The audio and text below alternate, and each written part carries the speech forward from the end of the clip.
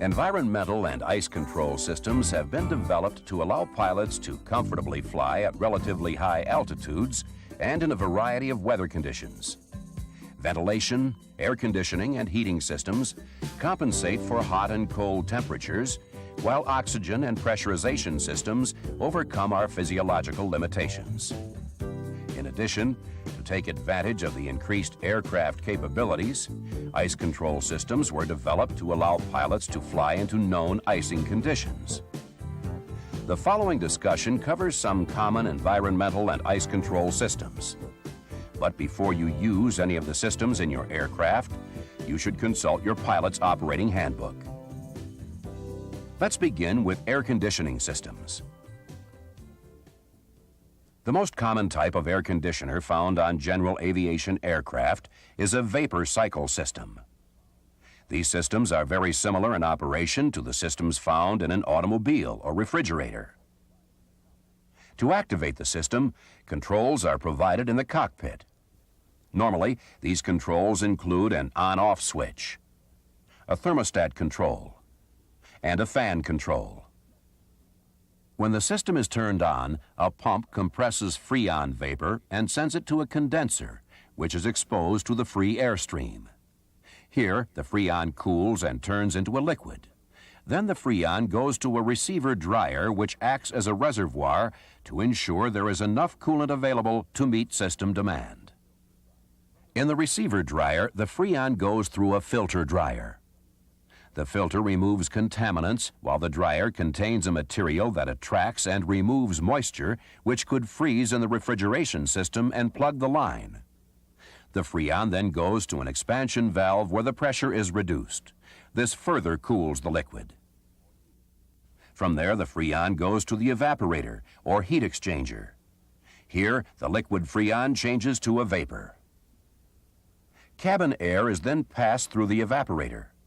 Since the cabin air temperature is warmer than the temperature of the vaporized Freon, the Freon absorbs heat from the cabin and makes it more comfortable to you and your passengers. Finally, the vapor is returned to the compressor and the cycle starts over. For winter flights or flights in colder temperatures, a cabin heater is often more essential than an air conditioner. There are two basic types of heaters: the heat exchanger and the combustion type. The first one we'll discuss is the heat exchanger, which is commonly found on single-engine airplanes. These systems pass cool ambient air through a shroud surrounding a hot component in the engine compartment, usually the exhaust system. This heats the air, which is then vented to the cabin. One danger associated with this type of system is the possibility of carbon monoxide leaking into the heating system through a defect in the exhaust system. Carbon monoxide can quickly and severely reduce your flying ability and can even cause death. If you suspect a leak or smell exhaust fumes in the cockpit, turn off the heater, open the fresh air vents or windows, and use supplemental oxygen if it's available. The other heating system is the combustion type, which is like the gas furnace in most homes.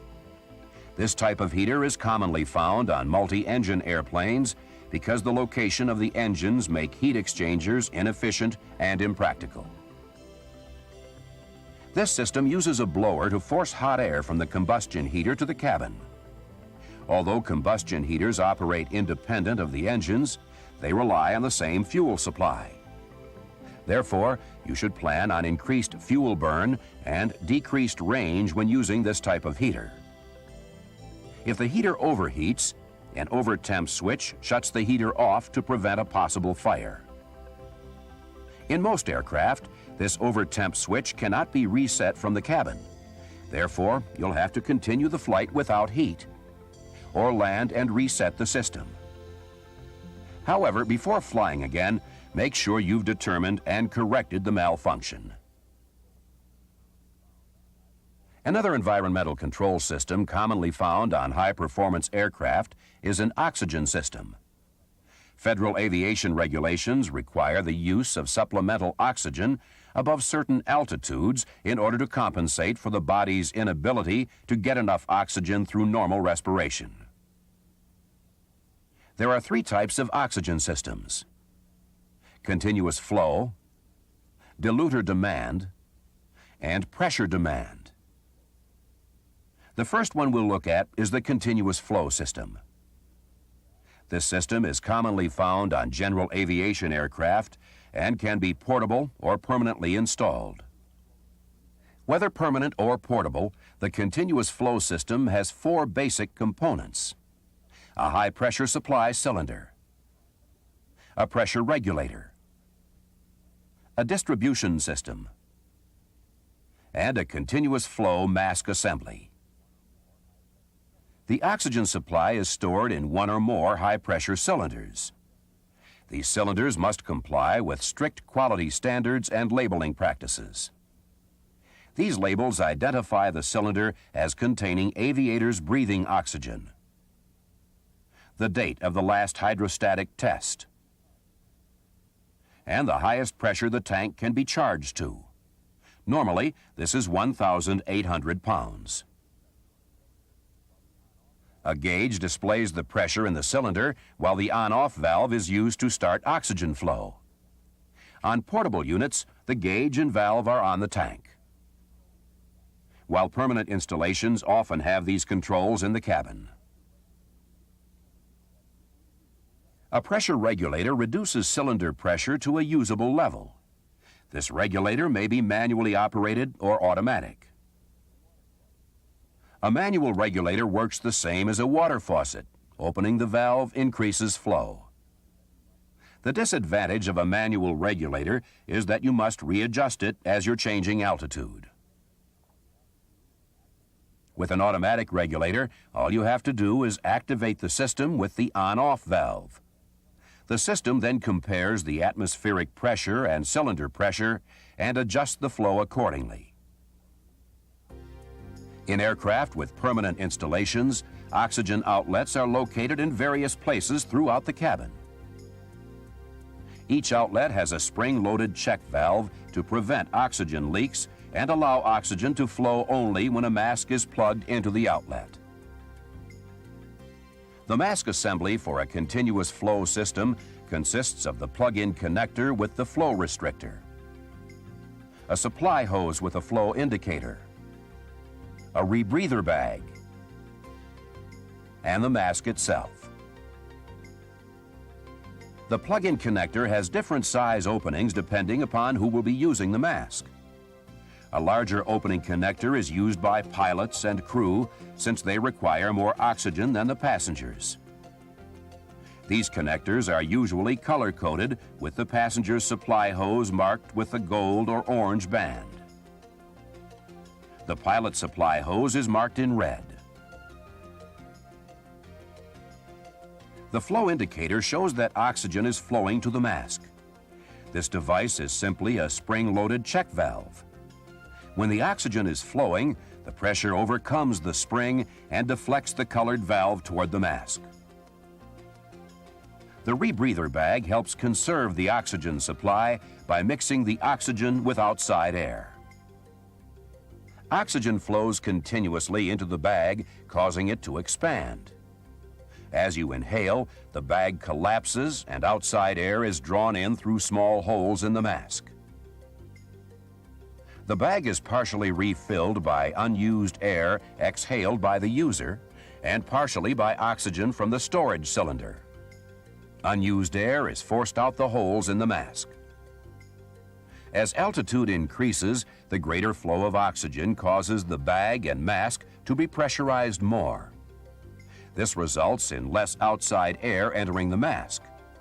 In addition, the higher altitude causes the bag to expand due to the lower surrounding pressure. The continuous flow system is adequate up to 25,000 feet. Above 17,000 feet, however, you must be careful to maintain a tight seal between the mask and your face. Above 25,000 feet, you and your passengers should use some form of demand oxygen system. The diluter demand is one of these systems and is the next one we'll discuss. A diluter demand system shares the same components as a continuous flow system, except there is no rebreather bag. Instead, an additional regulator is incorporated in the mask or hose assembly. As the name implies, the diluter demand system supplies oxygen only when you inhale, and virtually all the exhaled air is forced out of the mask. As altitude increases, the regulator increases oxygen flow. Normally, you'll receive 100% oxygen by 30,000 feet, but you can select 100% oxygen at any time. The third type of oxygen system is a pressure demand system. These are more commonly installed in turboprop and jet aircraft because of their high cruise altitudes. These systems are primarily used in case the cabin pressurization system fails. At high altitudes, there is not enough atmospheric pressure to allow you to breathe normally, so oxygen is forced into your lungs. The use of pressure demand oxygen requires additional training since special techniques are required for its use. Regardless of the type of oxygen system installed in your aircraft, it's very important to have a sufficient supply of oxygen available for the planned flight. To make sure you have enough oxygen, you should use an oxygen duration graph or chart. To use this particular type of graph, you have to know how much oxygen is available and how many people will be using the system. The oxygen available is indicated in pounds per square inch of pressure on a gauge. In this example, you have 1,800 pounds in the cylinder. To find out how much oxygen is available for the pilot and 2 passengers, locate 1,800 psi on the chart, then move to the line representing the consumption rate for the pilot and 2 passengers. Next, locate the duration of oxygen available. In this case, it is slightly more than 2 hours. The pre-flight inspection should also include a check of the system itself. This can be done by turning the oxygen system on and checking each outlet for flow. Finally, brief your passengers on the use of oxygen and stress the importance of not smoking, since smoking poses a serious fire hazard. If the oxygen system fails during a flight, or if oxygen is not used for high-altitude flights, you may suffer from hypoxia. Hypoxia is caused by a lack of oxygen. Symptoms for hypoxia vary from one person to the next, but one of the first things to be affected is your judgment. Here is a list of the common symptoms.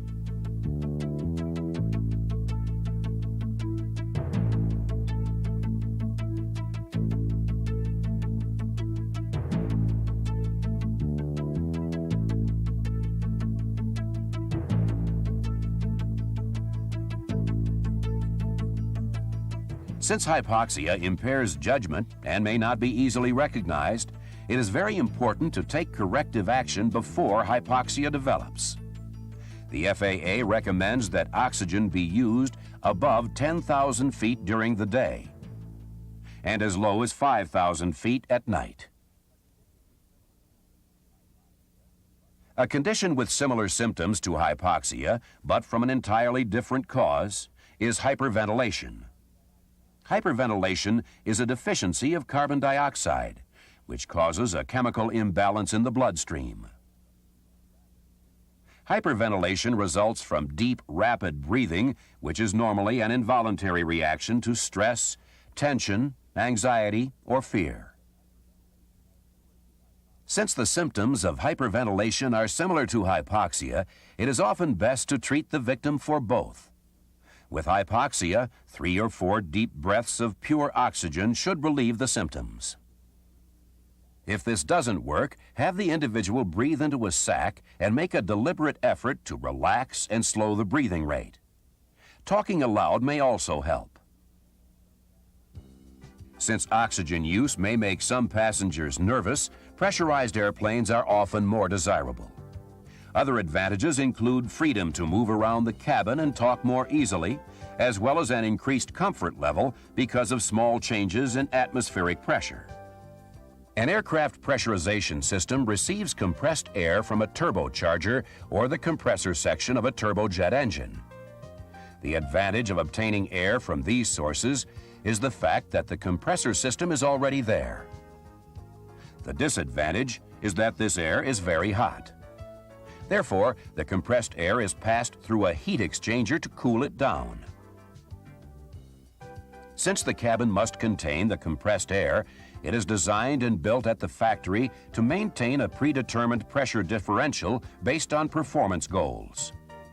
In this example, the airplane's cruise performance is best at 24,000 feet, where the pressure is 5.8 psi. However, the desired cabin altitude is 8,000 feet, where the pressure is 10.5 psi. This means the cabin must maintain a pressure differential of 4.7 psi. The pressure differential is maintained by an outflow valve. This outflow valve automatically opens and closes to maintain a selected cabin pressure. Failure of the outflow valve may cause excessive pressure to build, so a safety release valve is installed in the cabin. If cabin pressure approaches the design limits of the airplane, this valve opens to relieve the pressure. This valve can also be connected to the landing gear safety switch so that any time the gear is down and the switch is open, the cabin depressurizes. It may also be manually opened in case a turbocharger fails and contaminated air enters the cabin. There are two types of pressurization systems: a basic system and a controllable system. All you have to do with a basic system is turn it on. When the airplane reaches a preset altitude, commonly 8,000 feet, it will begin to pressurize. As the airplane continues to climb, the cabin altitude will remain at 8,000 feet until a second preset altitude is reached. Past this point, which is commonly 20,000 feet, the cabin altitude increases as the airplane climbs. A controllable system is more complex, but it allows flexibility and control that the basic system lacks. With a controllable system, the pilot can choose where pressurization begins. For instance, you can begin pressurizing the cabin at pattern altitude, and the cabin remains at that altitude until it reaches the maximum allowable pressure differential. Then, the outflow valve maintains this pressure differential as the aircraft climbs. The outflow valve in a controllable pressurization system can also be controlled to adjust the rate at which the cabin is pressurized or depressurized. This means the airplane can descend at 2,000 feet per minute to comply with ATC instructions. But to keep the passengers comfortable, the cabin pressure can be adjusted to descend at 500 feet per minute. To increase the utility of an aircraft, it may be necessary to operate in conditions where icing is possible. While your primary goal is to avoid icing conditions, anti-ice and de-ice systems allow you to control or prevent icing to a certain degree. To legally fly in known icing conditions, an aircraft has to be certified by the FAA for that type of operation. This certification includes installation of anti-icing and de-icing systems designed to keep the airframe, propellers, and windscreen free of ice. Let's take a closer look at some of these systems. Anti-ice systems prevent ice formation, whereas de-ice systems are used to free the aircraft of ice that has already accumulated. Probably the most common anti-icing device is the pitot heater. A heater coil of high-resistance metal is built into the pitot tube housing. When the switch in the cockpit is activated, the coil's high resistance causes it to heat up and prevent the formation of ice. Many piston-powered aircraft have pneumatic airframe de-icing systems on the leading edges of wings and tail surfaces. Normally, this system consists of inflatable boots, engine-driven pressure and vacuum pumps, a timer, and pneumatic regulators. The engine-driven pressure pump inflates the boots while the vacuum pump deflates the boots and supplies enough suction to keep the boots flat against the leading edge of the wing. The timer controls the inflation-deflation cycle. The regulator ensures the boots don't overinflate. It also may alternate the inflation and deflation of various sections of each boot to minimize the disruption of the airflow caused by the inflation of the boots. While you should follow the manufacturer's recommendations as to when to operate the system, the general procedure is to allow 1/4 to 1/2 inch of ice to accumulate before activating a pneumatic system.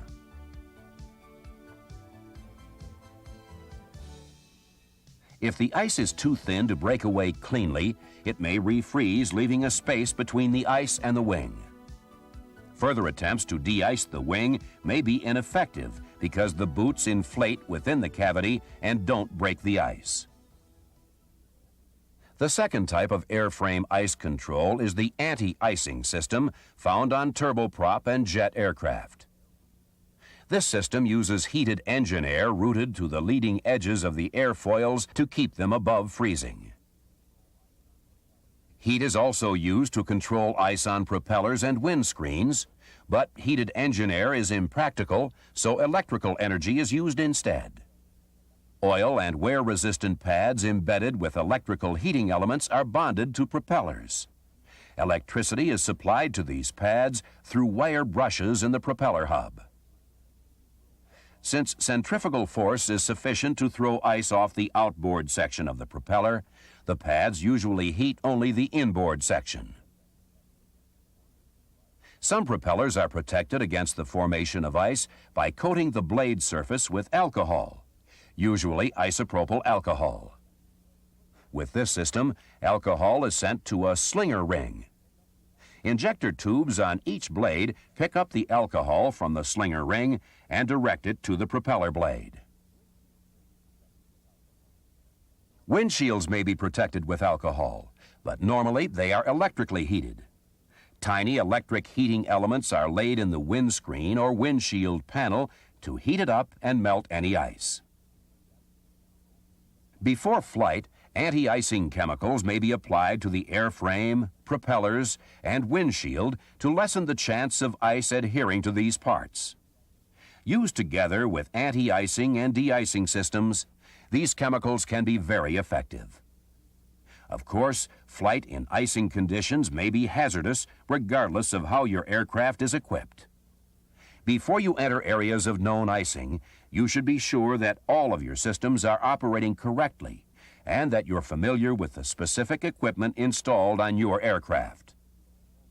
It's also a good idea to limit your exposure to icing conditions. Some of the systems described may handle ice better than others. The aircraft systems we have discussed in this section are designed to increase comfort and to allow you to adapt to an environment of reduced atmospheric pressure and oxygen levels, as well as the danger of structural icing. Thorough knowledge of the systems installed in your aircraft and good operational practices will lead to many enjoyable hours of flying.